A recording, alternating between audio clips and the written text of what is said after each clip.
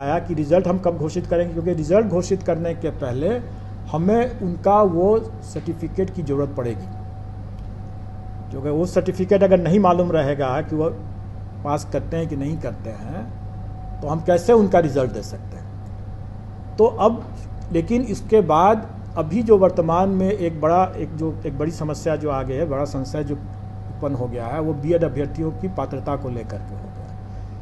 इसका मतलब ये हुआ है कि हम रिज़ल्ट निकालने के समय तक हो सकता है कि यह संशय दूर न हो। तो वैसी स्थिति में हमको इनका रिज़ल्ट को तो वैसे भी रोक के रखना पड़ जाएगा। अगर वो संशय अगर मान लेते हैं कि वो बीएड अभ्यर्थी माननीय सर्वोच्च न्यायालय में पुनर्विचार याचिका दायर कर देते हैं और वहाँ से अगर कोई एडमिट हो जाता है वो, तो हमें उसके लिए प्रतीक्षा करना पड़ेगा। तो वैसी स्थिति में हम रिज़ल्ट जो निकालेंगे, अब जो निकालेंगे वो हम लोग 2 चरणों में एक तरह समझें कि आप निकालेंगे।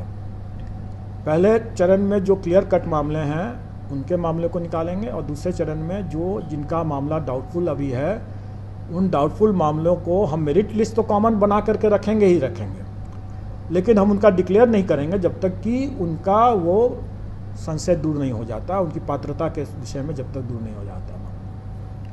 उनके लिए हम पद सुरक्षित रख सकते हैं, लेकिन उनको हम डिक्लेयर नहीं करेंगे। संशय दूर होने के बाद करेंगे। अगर संशय पहले से दूर हो गया तो हो गया। यही स्थिति सीटेट जो अपीयरिंग कैंडिडेट होंगे या जो बीएड के जो अपीयरिंग कैंडिडेट होंगे, जो अपनी पात्रता उनके अपीयरिंग जो एग्ज़ाम जिसमें वो किए हैं उसके परीक्षा फल पर आधारित होगा, उनके लिए भी हम लोग इसको सुरक्षित तो रखेंगे लेकिन डिक्लेयर नहीं करेंगे। अब रही बात कि उनको अंतिम तिथि क्या मिलेगा, जिस तिथि तक उनका संशय दूर हो जाना चाहिए या उनका एग्ज़ाम का रिज़ल्ट आ जाना चाहिए। डॉक्यूमेंट वेरिफिकेशन की जो तिथि होगी वही तिथि हमारी अंतिम तिथि होगी।